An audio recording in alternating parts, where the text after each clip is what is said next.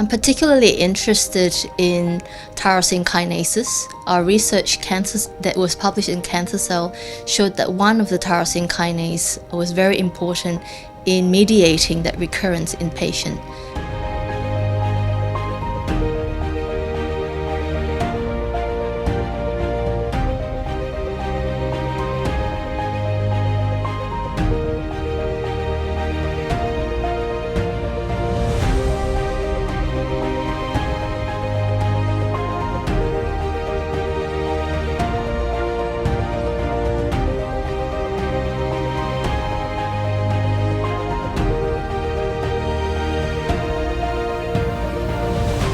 Hi, my name is Yu.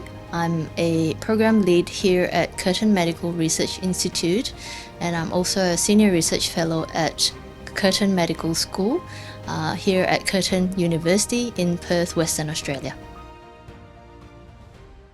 I did a Bachelor of Medical Science at University of Sydney, and I did an honours after that, followed by a PhD studying cancer biology.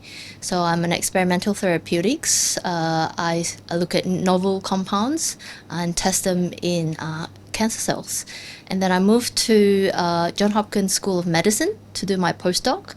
There I focus on ovarian cancer, examining mechanism of recurrence in ovarian cancer, and my turning points in my career would be my experience in Hopkins, where I get to work with the best expert in the world, basically. So I'm very humbled by the experience. I was working on mechanisms of recurrence in ovarian cancer, wanting to look at new drugs and new strategy to treat patients with recurrence. So at the time, we published a very significant paper in Cancer Cell that detailed one of the mechanisms in which ovarian cancer recur and become chemotherapy resistant. That paper was quite significant, and it has gone into and it has allowed for the start of a clinical trials looking at new drugs to treat ovarian cancer. As part of that as well, I was looking for academic position coming back to Australia, as I was trained in University of Sydney before, and this role in Perth came up. So basically an opportunity for me to lead an independent program, so I took that position. I focus on recurrence cancer. So my passion is about treating cancer that are very difficult to treat. Ovarian cancer affects about 1 in 91 women worldwide. There are more than 300,000 cases, new cases every year. 70% of patients will respond in the beginning, but 80% of them will recur within a median time of about 18 months. So my job is really to understand why they recur and to find better therapeutics that can treat patients with recurrence or chemotherapy-resistant cancer. I'm particularly interested in tyrosine kinases. Our research that was published in Cancer Cell showed that one of the tyrosine kinase was very important in mediating that recurrence in patient. There are over about 90 tyrosine kinases in the human genome. We've only starting to look at a few of them. So I was really very much interested in looking at the rest of these tyrosine kinases.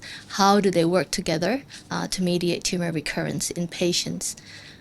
So that is what I'm currently working on. A lot of these tyrosine kinases are amplified in patients, and they work together in cell signaling and growth factor signaling to promote angiogenesis and cell invasion and progression of cancer after treatment.